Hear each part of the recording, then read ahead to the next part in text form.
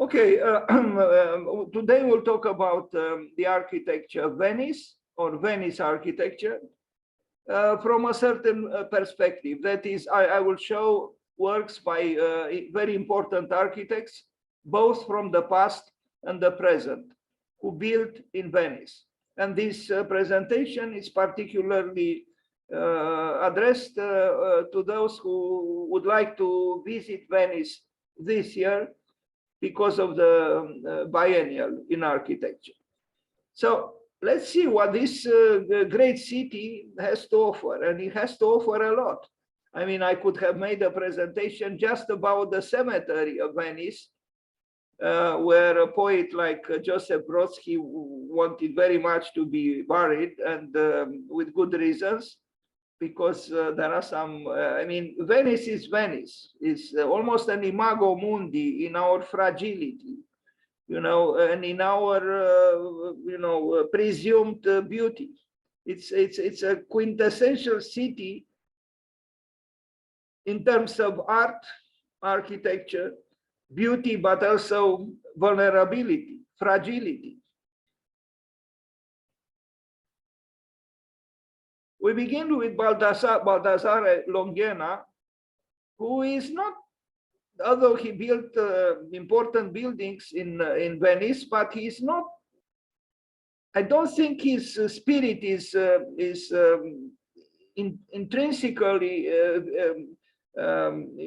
Venetian, because he's a Baroque architect, and the Baroque, although I'm probably wrong now, I have to be careful with what I say, because there is also a Baroque sensibility in Venice. But let's see what Longhena did. There are various portraits of him. I'm not even sure this is him. Sometimes the identification of characters or architects is wrong on the web, but I presume it is him.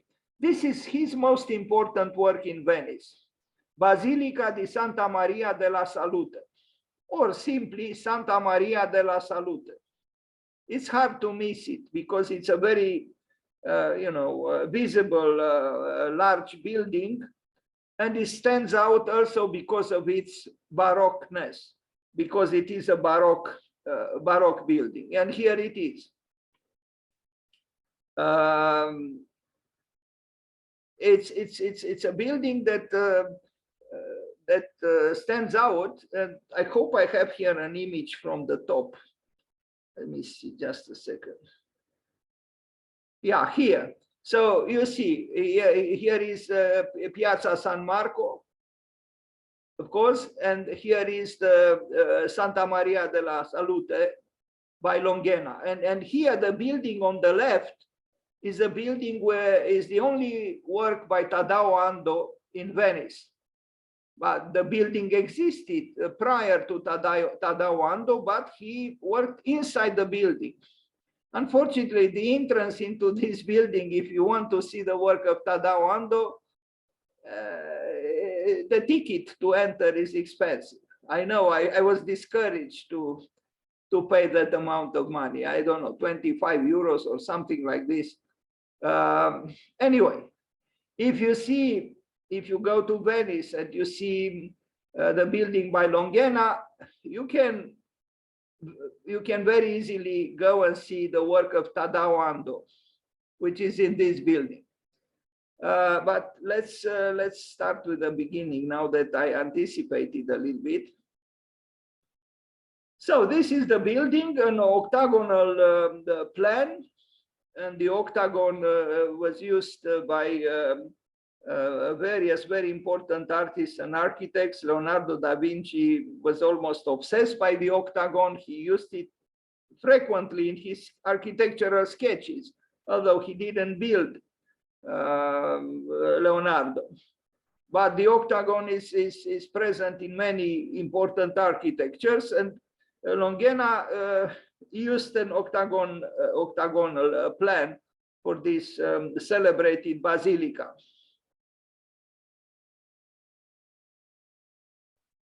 Baroque architecture. again, I'm not sure that this building represents Venice in its most intense specificities, but is a building that is important for Venice, and it stands out, as you can see. And so I start the presentation with it. Although, again, I think the spirit of Venice is a little bit different than this kind of Baroque architecture. Here on the left, we see a building by Palladio. And there are two churches built by Palladio. We are going to see them in detail. This is Il Redentore, but there is also San Giorgio Maggiore a little bit on the left. Of course, you take the vaporetto, you take the boat, the ship, the boat, that crosses the canal, and yes, there it is Palladio. But if you want to see Palladio, you just take the train from Santa Lucia, the train station in Venice, and in 1 hour you are in Vicenza. And in Vicenza, you have almost all the buildings are by Palladio. I exaggerate, but there are many buildings by Palladio, some of his most important buildings. Anyway, the octagon of, although this is the octagon, it is an octagon, but it looks as if it has more than 8 sides in this picture, by Longhena. I went several times to Venice, but I never managed to enter the building because every time I went there, it was closed. Anyway.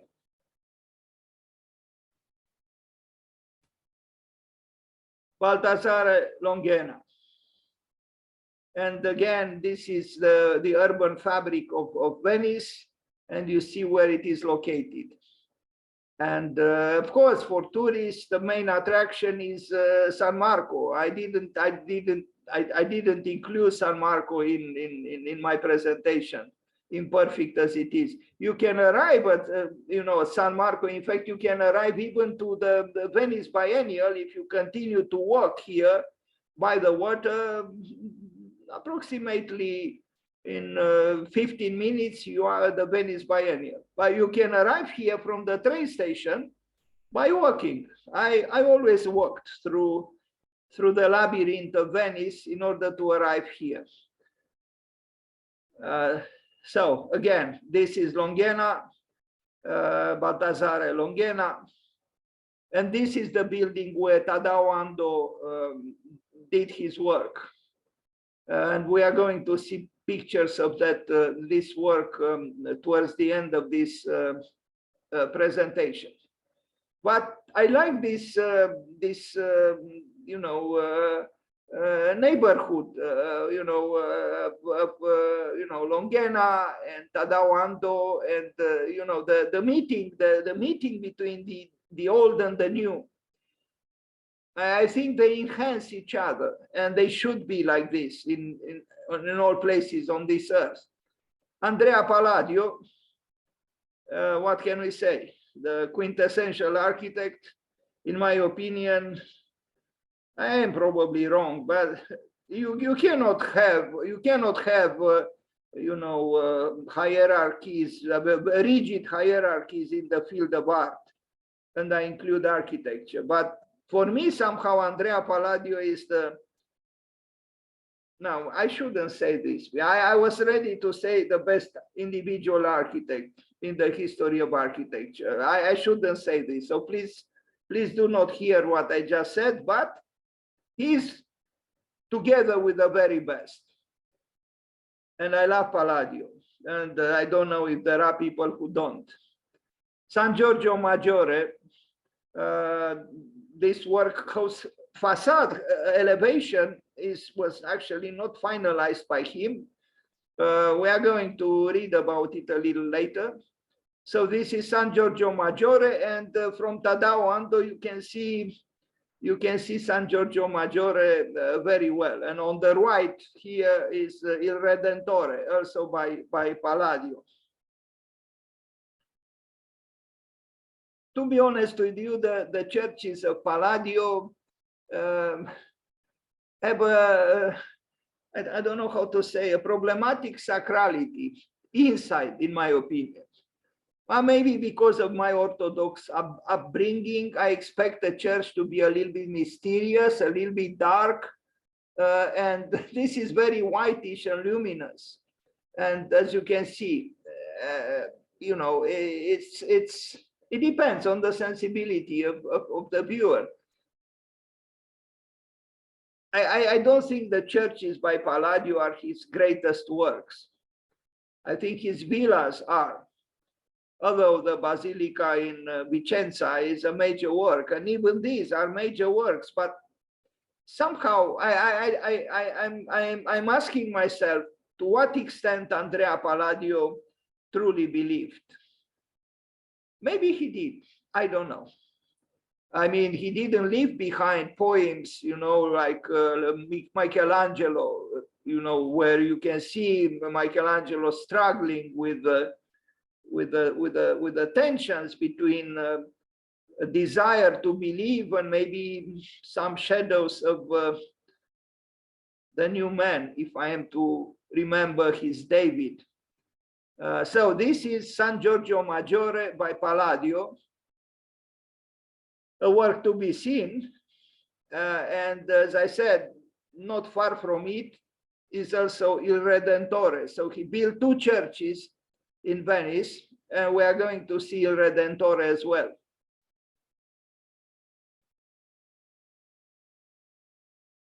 So Il Redentore, this is the one. What can we say? It's Andrea Palladio, right? I mean, you can get much better architecture. It doesn't matter, ecclesiastical or not.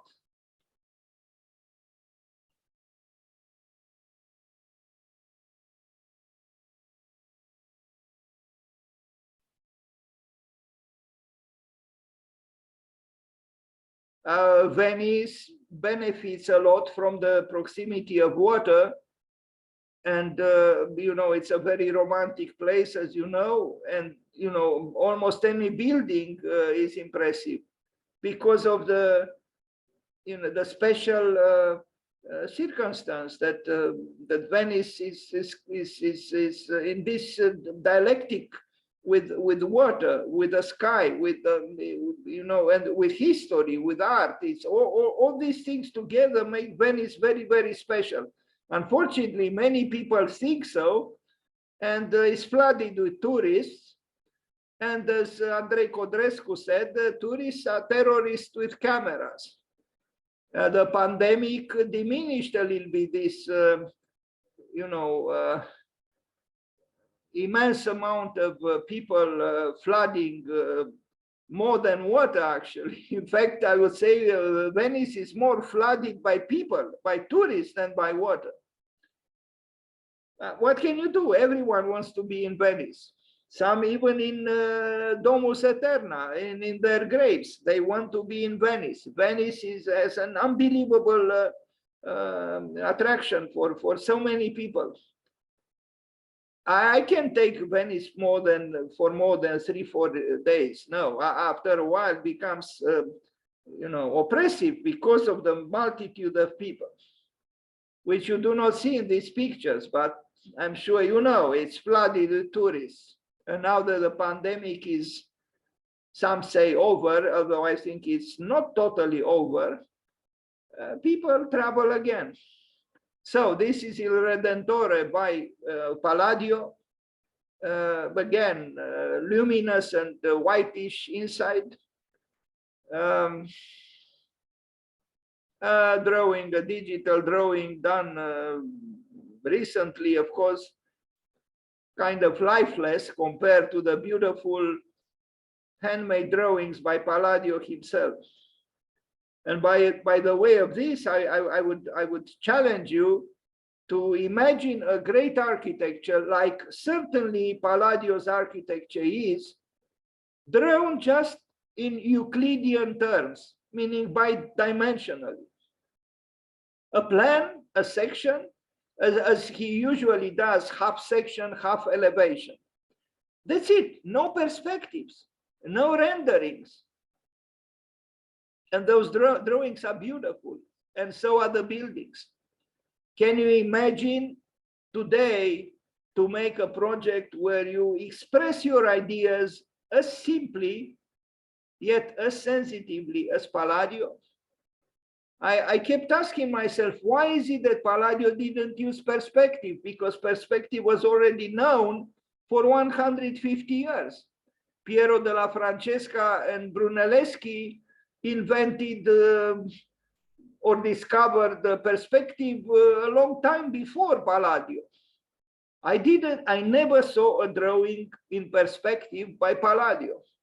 Now, of course, there is the Teatro Olimpico in Vicenza, which has a perspectival,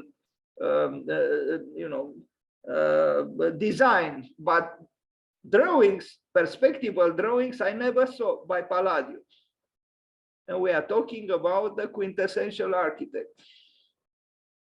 Beautiful drawings, the drawings of Palladio. This is not by him, this drawing, but the drawings published in the 4 books of architecture are, I don't think architecture can get better drawings than those. Now you see here, that's Venice, and it's part of the fascination of this city, that it's continuously celebrating. It's like it's a carnival every single second, every single minute, every single hour, day and night. But the locals, and this is actually maybe a presentation should be made on the unknown Venice, the Venice of the real Venetians, those who are not involved in the great tourism of the city. Those are the periphery, and that's another Venice, and it's very interesting actually, that Venice. But now we look at masterpieces, we look at the jewels of Venice, and I chose to talk about them. What can we say? Il Redentore is Il Redentore, and it looks beautiful through these branches of the trees from the back. Vincenzo Scamozzi, another important architect active in Venice. Here he was. I'm not going to go in details now, although I have a presentation about him, just about him, but I will show it when the day comes, the day when he was born or the day when he died. Procurație Nuove, the new, I don't know how to translate into English the word, I know in Romanian, procuratură, but I don't know in English.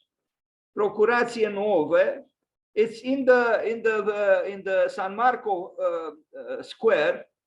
So Scamozzi moved to Venice in 1581, where he had been invited to design the Procurație Nuove on the Piazza San Marco itself. The Procurație Nuove was built as a row of official housing for the Procuratorate of San Marco, presented as a unified palace front that continues the end facade of the Sansovino Library.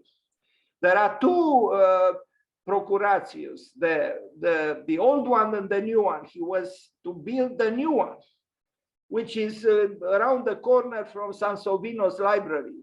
The Sansovino library was considered by Palladio the most perfect, the most harmonious, the most accomplished building since antiquity. But we are going to go there too.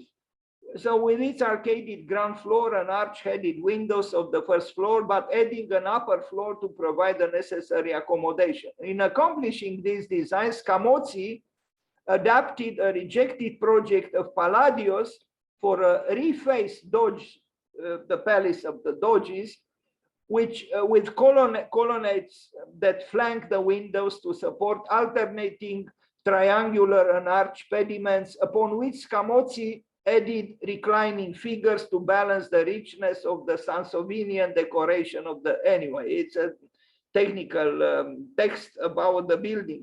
11 bays of this project were completed and later were extended by Baldassare Longhena.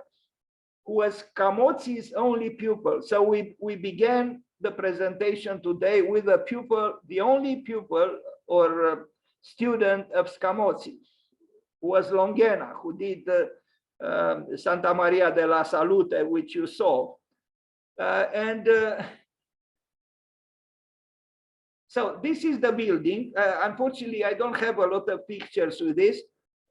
And this is a weakness of my presentation, and that's why I hesitated to make this presentation today. Certain sections of my presentation should have been more ample with more information, but maybe I will make another one tomorrow, a developed presentation.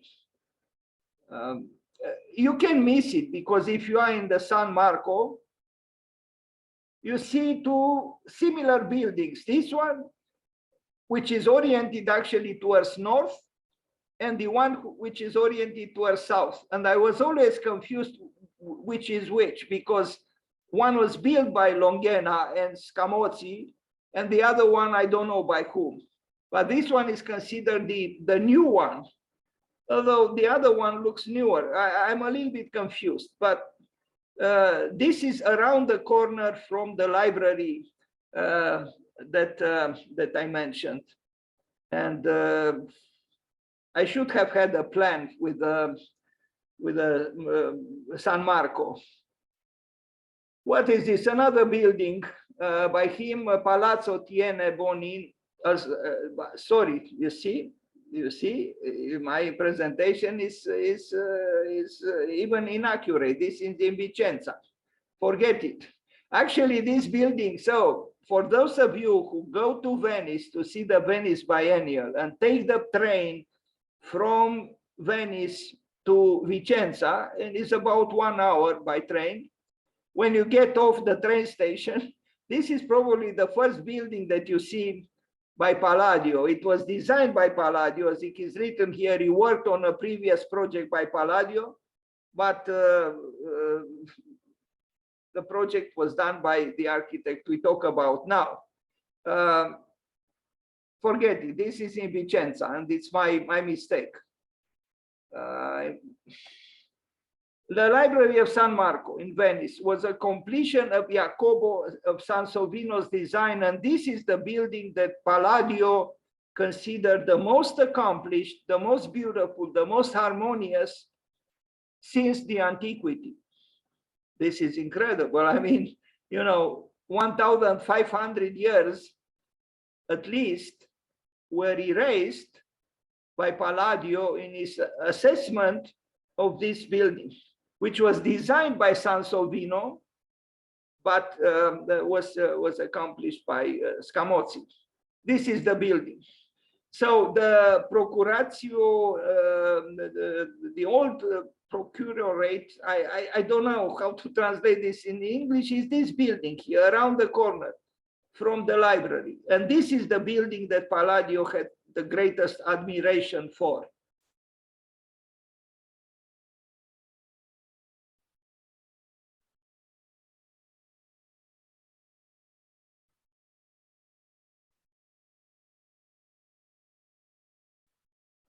A prestigious location. No, I mean, this tower, maybe you know, this is a more recent erection, so to speak, because it fell. I don't know for what reason, maybe because of fire, and it was rebuilt. The Church of San Nicolo da Tolentino, this is an interesting building, actually.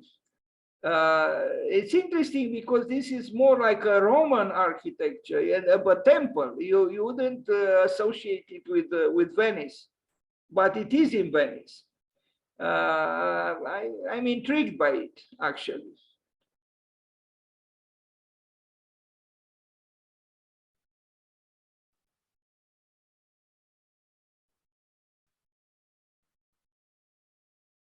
It's a little bit confusing for me as well, because there are these architects, Scamozzi, and I mean, and somehow to my mind comes also Savonarola, who was not an architect, and I have some struggles I go through some struggles to even not to make mistakes, to remember their names correctly, because this is Scamozzi. We are talking about Scamozzi now, but then we have this this building by Sansovino, which was completed by Scamozzi. So let's make sure that we understand correctly. This library that was so admired by Andrea Palladio was designed by Sansovino, but it was completed by Scamozzi. Now, you know, if you are good with names, you have no problems. But if you are not good with names, it's very easy to mix them up. You know, Sansovino did the design and Scamozzi finalized the work, completed it. If you ask me in a few minutes, I'll probably have to think a little bit. Sansovino did the design, but Scamozzi completed it. I should repeat this a few times. Sansovino did the design, but Scamozzi completed it. Sansovino did the design, but Scamozzi completed it. Sorry for being childish. So this church by Scamozzi, which I find intriguing because it looks like a temple and it's more like a Roman architecture than a Venetian architecture.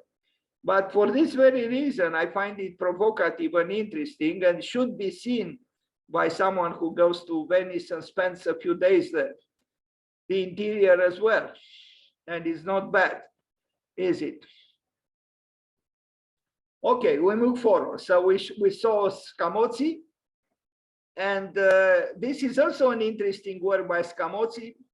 San Lazzaro dei Mendicanti Church and Hospital. And I like this very much, that there is a meeting, that there are two functions, the church and the hospital, and they actually together. And, you know, maybe this should happen everywhere in the world, to have a hospital that is a part of the church, because, you know, the one who suffers does need, you know, the encouragements, let's call them so, of the churchmen. So this is the building by Scamozzi. I don't know where is the hospital, maybe here, maybe it's part of the, you know, the frontal, the continuity, the urban, you know, front. Somewhere here is also the hospital, but the elevation of the church is this one. Also Scamozzi.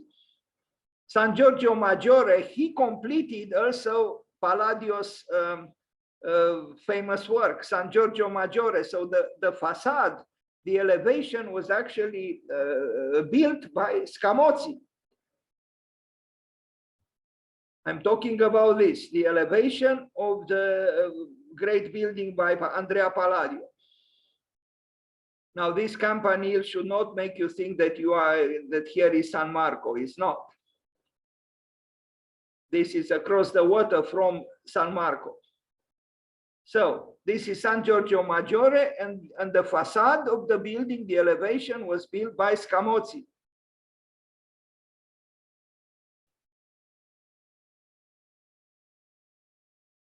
Palazzo Contarini on the Canal Grande, also by Scamozzi.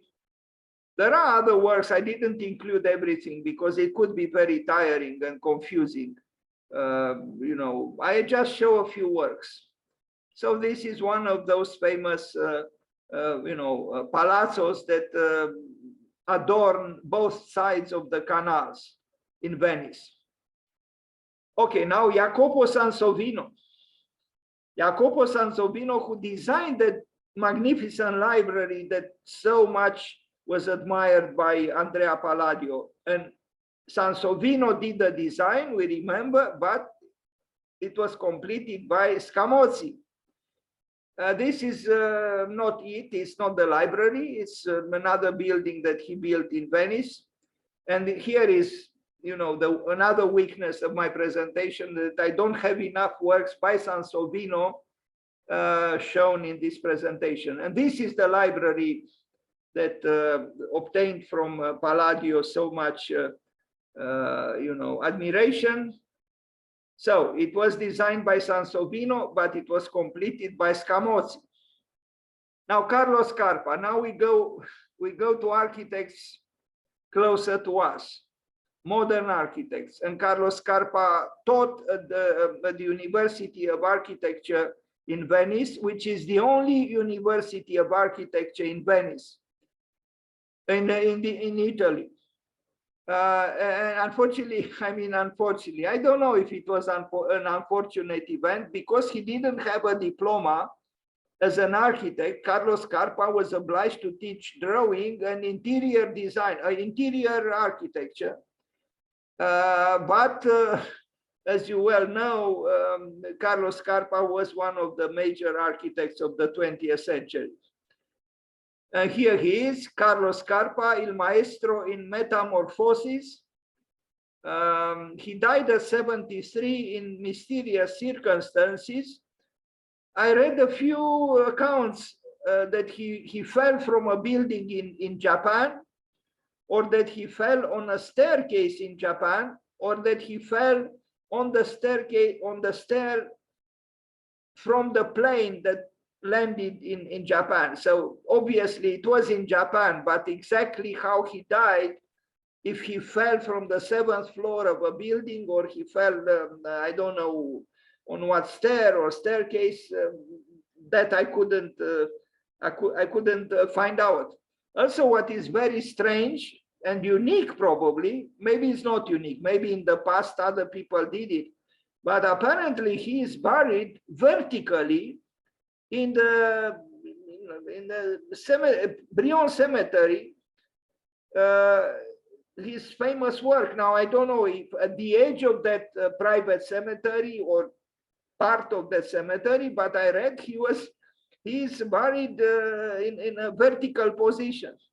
Strange, no? Anyway, he was a remarkable architect, truly one of the best, together with his friend Louis Kahn. The entrance to the architecture school, the University of Architecture in Venice, was done by him. And this is it, in exposed concrete. And here on the left, it's written verum ipsum factum in Latin. And this wording was used by Kenneth Frampton when he made a very nice presentation about Carlos Scarpa many years ago at Columbia University in New York, with conference which I attended. And what does it mean, verum ipsum factum? I hope I get it right. It's something like only through making you arrive at truth. Through making. And in a way, it makes sense for a University of Architecture to, because you can't have architecture without making. But I think I simplified a little bit, or maybe more than a little bit, the meaning of this wording in Latin. Verum ipsum factum. Is through the factuality of making that you arrive at truth. And this is what Carlos Scarpa chose to inscribe in this part of this rather elaborate entrance into the School of Architecture.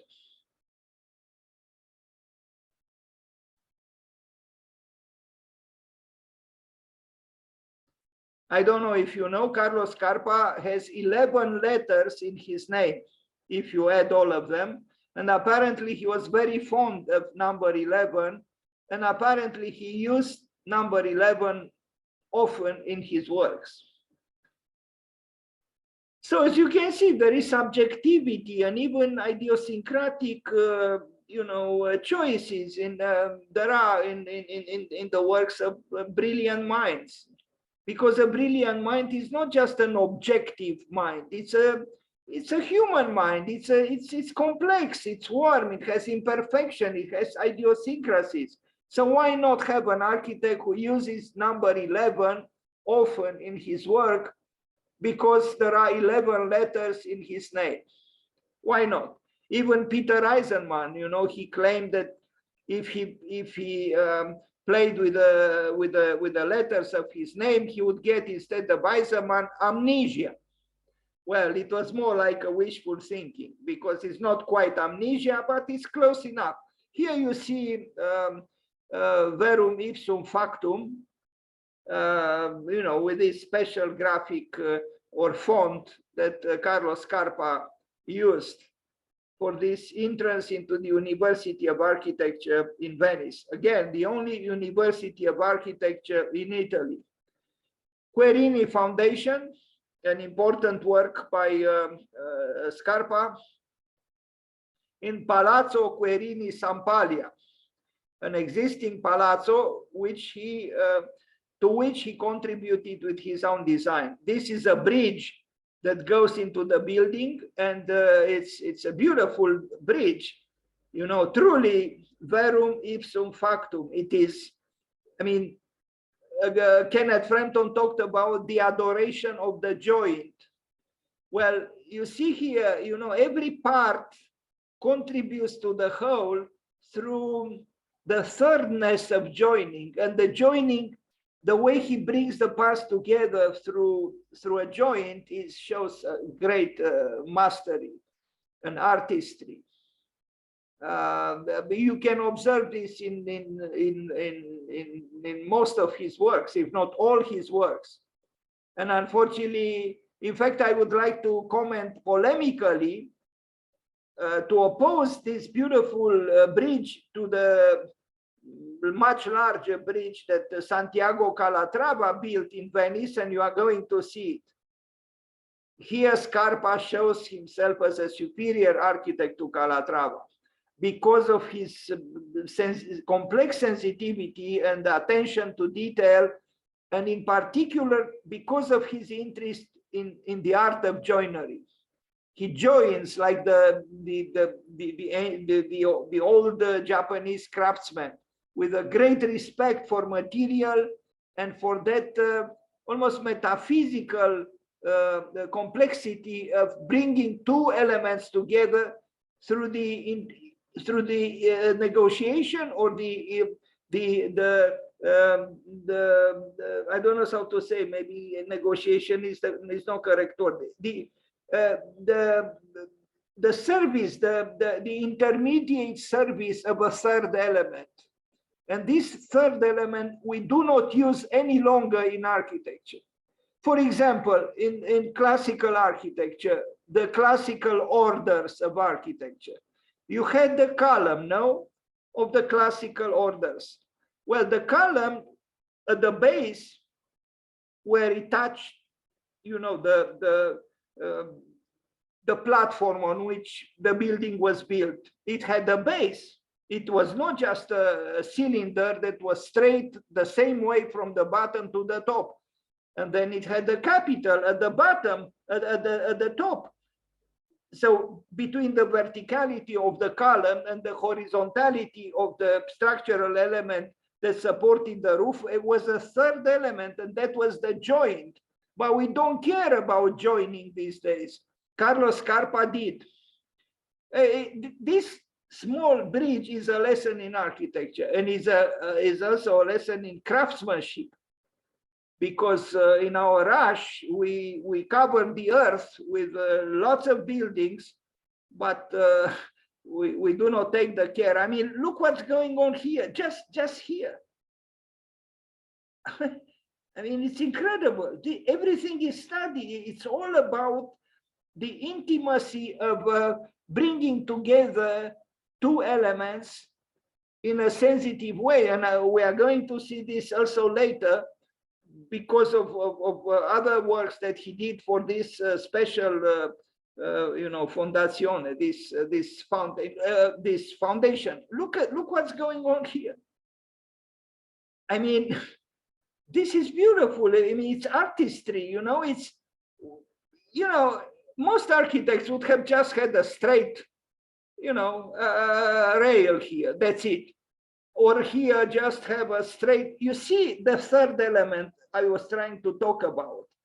You know, you have continuously a two elements, two vertical elements in metal, then a third one in between that reaches towards another pair of elements or entities, this times almost horizontal, almost, because this is they are not perfectly horizontal, but you see there is an angle. For example, this angle here is not 180, but probably 170 degrees.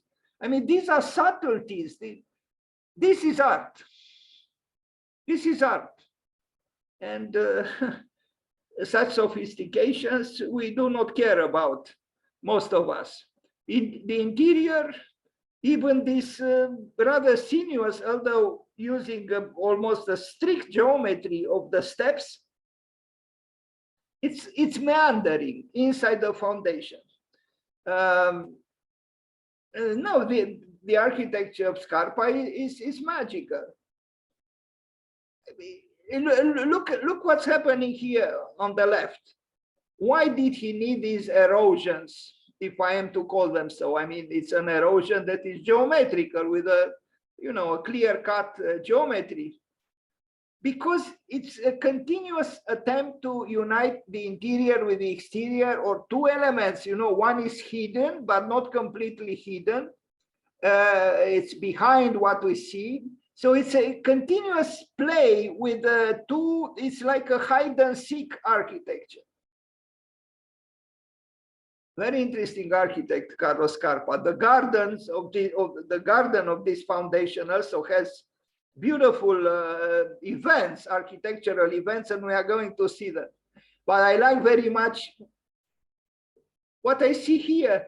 Do you see this little corner where he allows this opening to extend a little bit towards the other one with this little square, this cut that problematizes this corner, and the same happens here. So here you almost see a love sonata between two openings. It's this one, and then this one, and these two little squares, they long for each other. It's magical. It's like there is an erotical attraction between these two, openings. Should I call them windows in this, rather cubical? I don't even know what is happening here, but I mean, these things they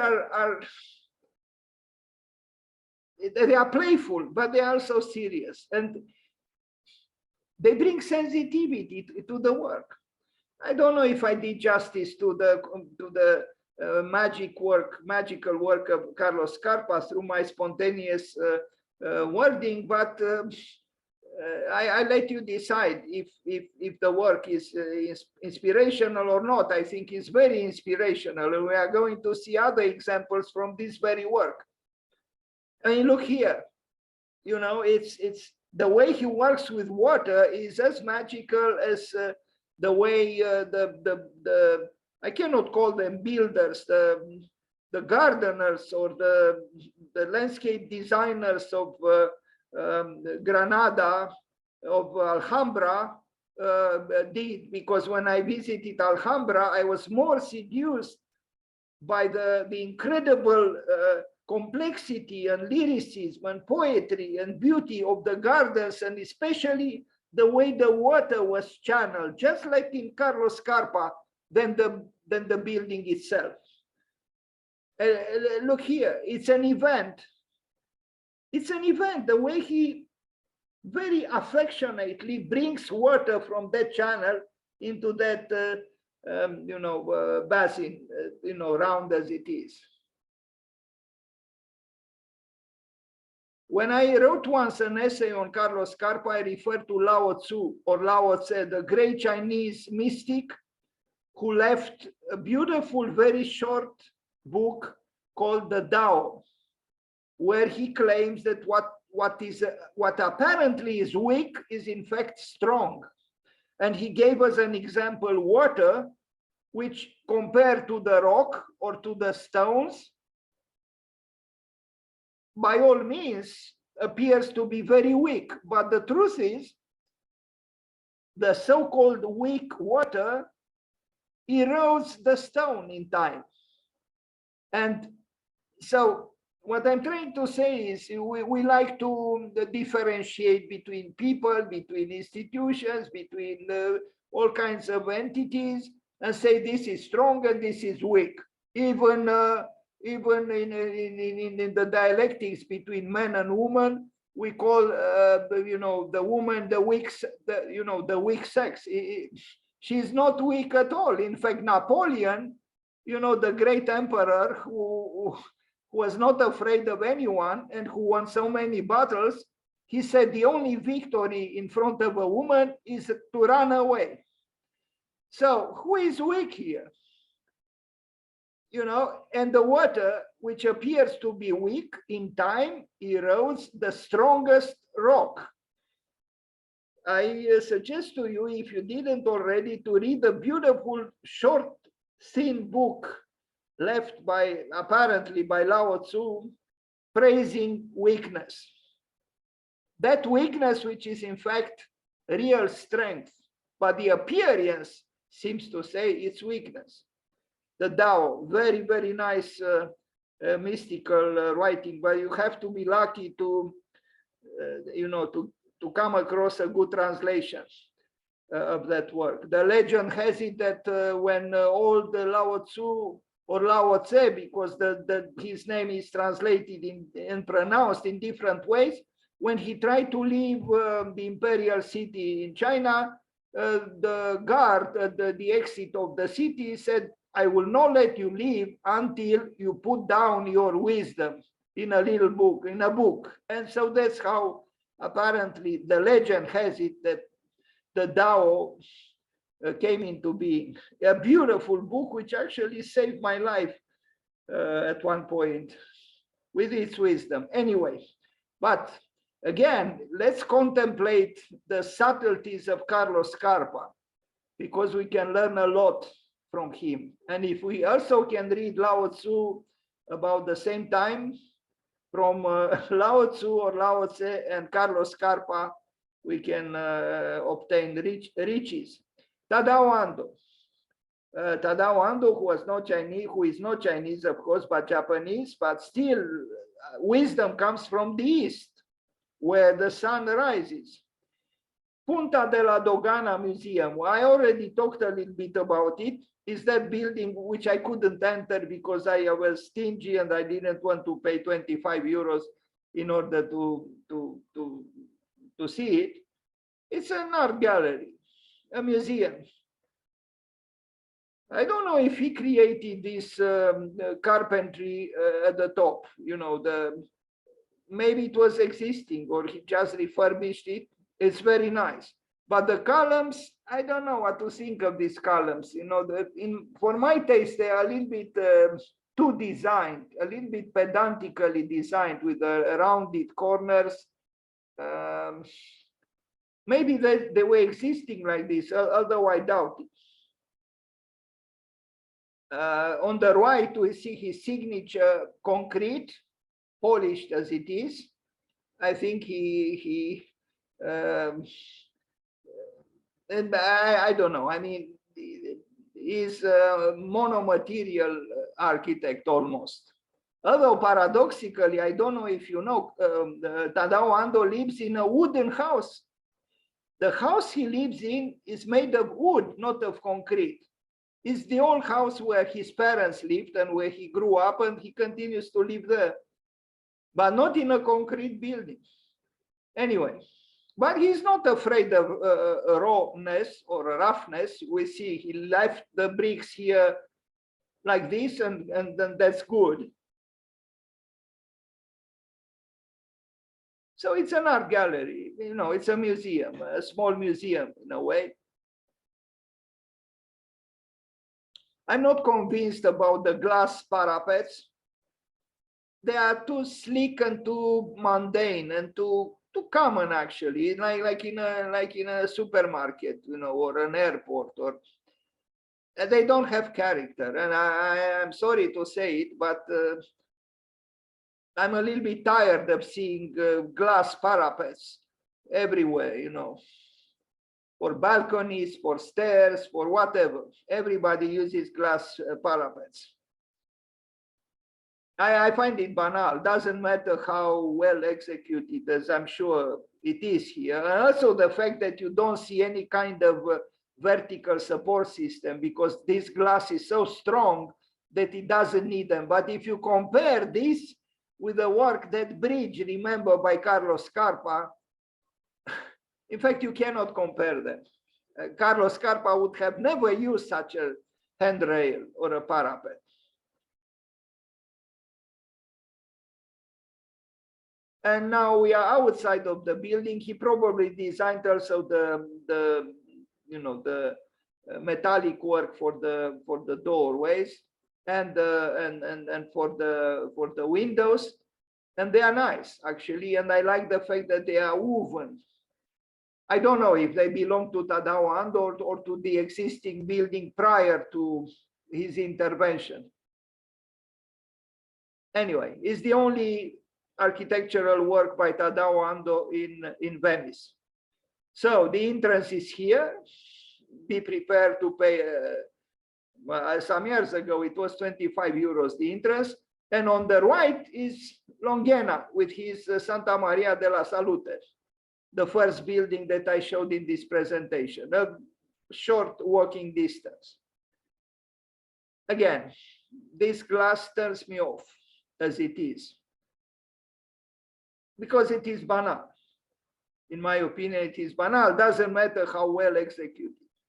And it is well executed. I prefer the carpentry, because the carpentry of the roof shows a complexity, it's sculptural, is tectonically richer, it's not mundane.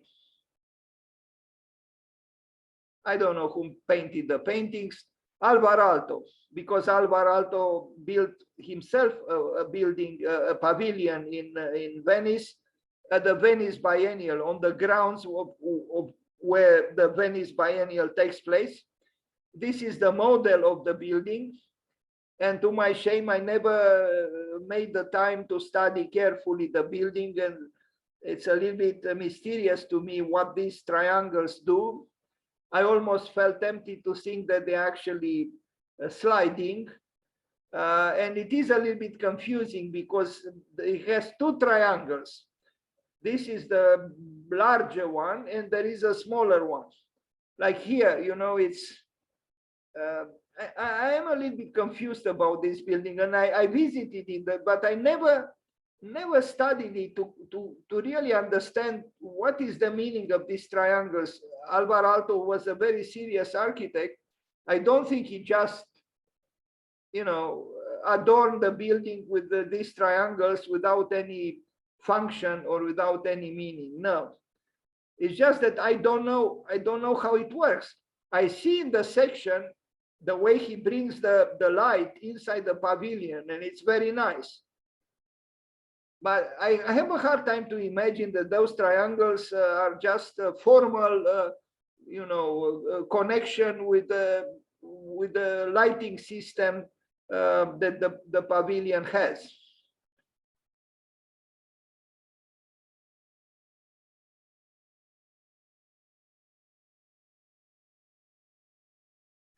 What do they actually do? They must do something, these triangles. I have to solve this mystery. Maybe I will solve it by tomorrow.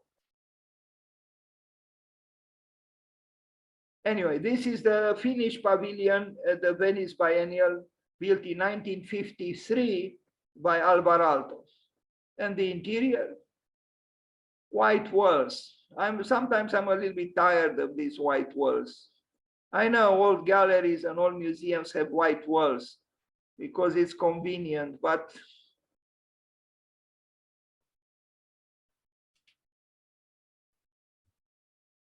now you see this triangle here is different from the one here, and I'm sure it doesn't modify its geometry.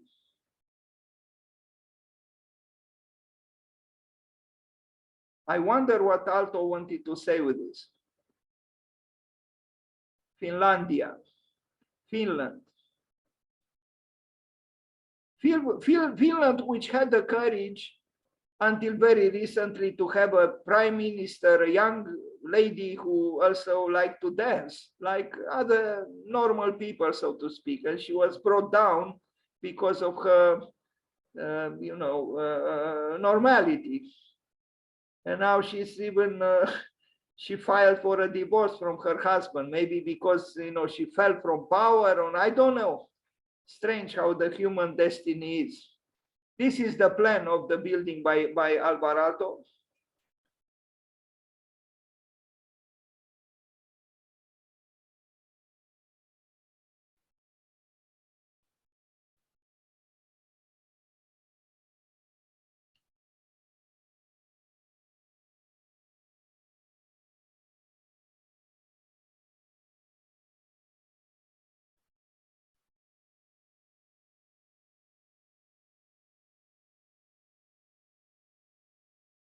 Santiago Calatrava, I mentioned him because of almost disastrous bridge that he built, and I stepped on that bridge several times, and I felt uncomfortable functionally, but also aesthetically. I don't think Calatrava understood Venice.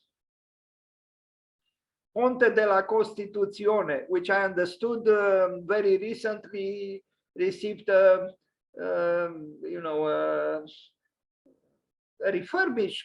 refurbishment of some sorts. But the people in Venice protested against this bridge very vehemently. I read, and you can read too on the web, protests of the Venetians against the bridge by Calatrava. It's a bridge that is, like he does, his architecture is, expressionism technique, as it was called, his architecture.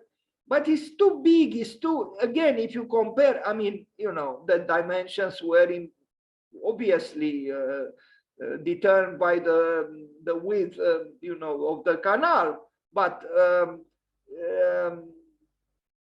it's something about the bridge that makes me uneasy and makes me also wish to compare it with the bridge by Scarpa, which is much more modest, is not flamboyant, but is very subtle and very complex in its modest dimensions. This one has big dimensions, but I think it's prosaic.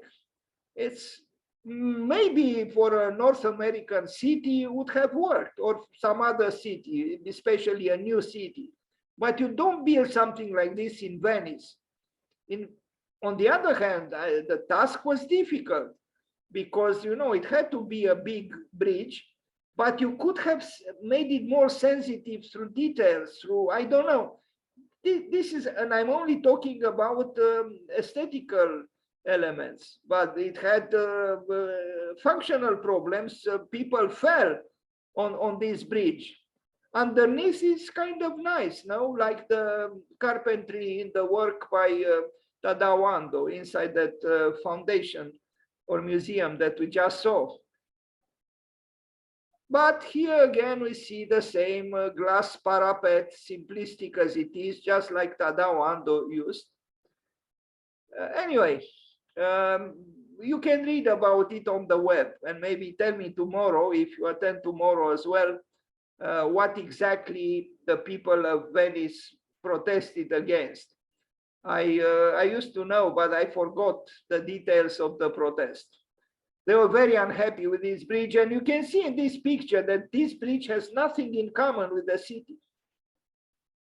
It doesn't belong to Venice, really, the way it was designed.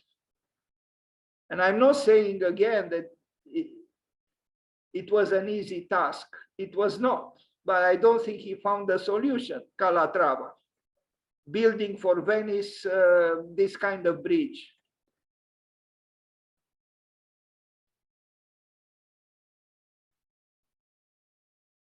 Rem Koolhaas. Koolhaas, not Koolhaas. I asked once a stewardess in a plane how to pronounce correctly his name, and she said something like this: Koolhaas, Koolhaas, not Koolhaas. But you can play with his name and create out of his family name Koolhaas, divided into cool house. Cool house. Yesterday I had a strange thought of, founding something, by the way of Bauhaus, instead of Bauhaus, to have Bau chaos, or Bauhaus in Romanian. Bauhaus, not Bauhaus, but Bauhaus. What kind of architecture school that would be? Bauhaus. Anyway, forget it. Cool house, Mr. Cool House, Mr. Rem Koolhaas.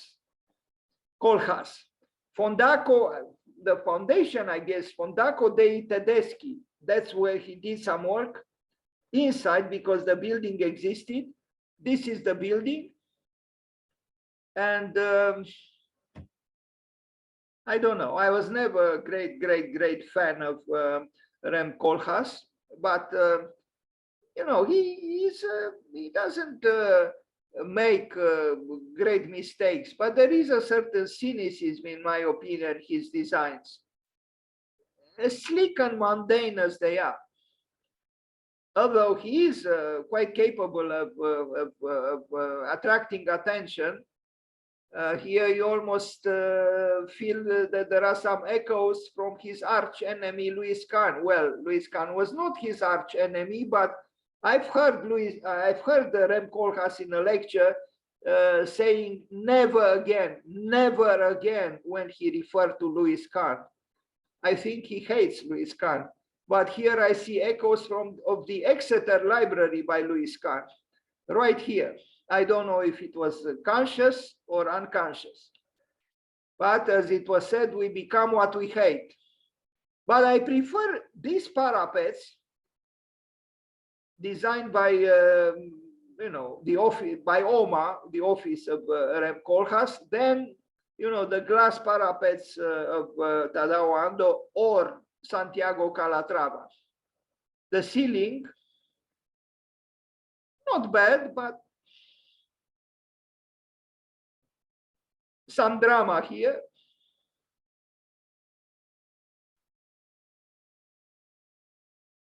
But you see the old and the new within the building, where Koolhaas, exercised his métier, if I am to call it so. And the water is Venice, after all, wherever you look. I like I don't know what they are here. Are they doors or whatever they are? These openings treated in this way. I think here Koolhaas is more sensitive actually towards Venice than Santiago Calatrava. He created something new, but without insulting the city. Yeah, I think here and there he did and does some good work. James Sterling built a bookshop pavilion on the grounds of the Venice Biennial. The bookshop pavilion is this one by James Sterling, and it's rather interesting. And the inside is also not to be ignored. As you can see, the structure of the roof is creative and clear cut and yet complex. I like it. So if you visit the Venice Biennial, you can't miss it. And if you want to buy a book, I would advise you not to, because you can find in Vicenza a second-hand bookstore. Well, actually, they have new books, but with prices probably 1/3 of what you would pay, or 1/4 of what you would pay in Venice, in this very bookshop designed by James Sterling. James Sterling and Michael Wilford, because he didn't work alone at that time. He worked with Michael Wilford, but still, I wouldn't make a terrible mistake if I said this is a building by James Sterling. And here you see the section. I don't know if he did this drawing or not, or his office, James Sterling and Michael Wilford. Alvaro Siza. Well, to be honest with you, Alvaro Siza disappointed in me here in Venice. I had seen this building. It's social housing. That is economical housing. But why does economical housing to be so, why does it have to be so cold and so oppressive in its regularities and in its, you know, whiteness even. Housing in Campo di Marte, where also Aldo Rossi and Carlo Aimonino built something, but I had no time to include the works because it was a little bit confusing also what exactly Aldo Rossi did and what exactly Carlo Aimonino did. I understood this project, the housing, social housing that these architects worked on was not completed. But you are going to see the building by Alvaro Siza. Is this one? Well, I almost felt like saying, sorry, Mr. Siza, white fascism. You know,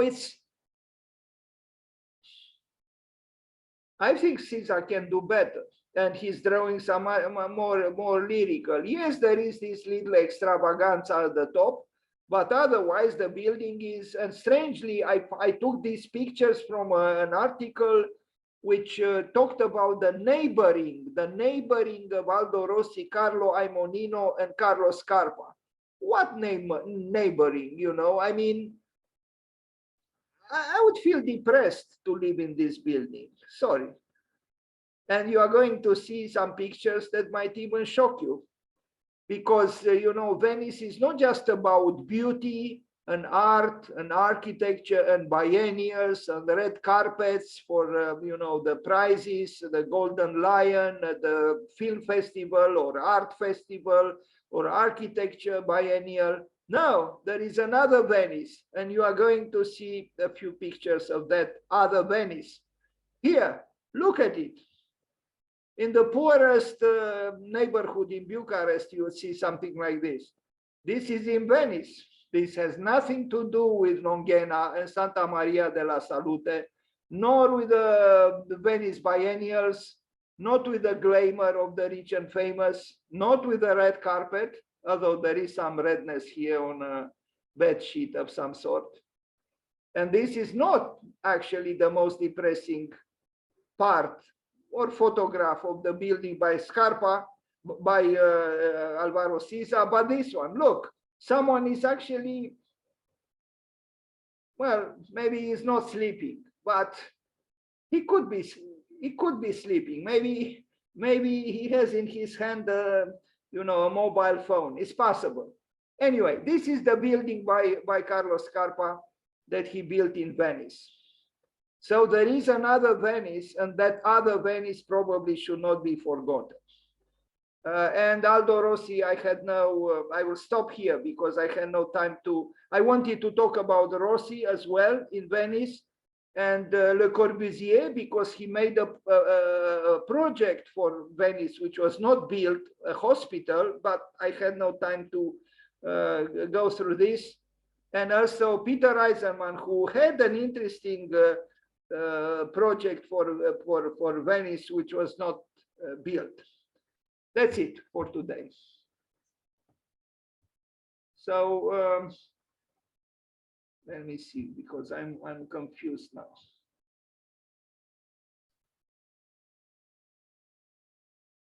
Something happened here.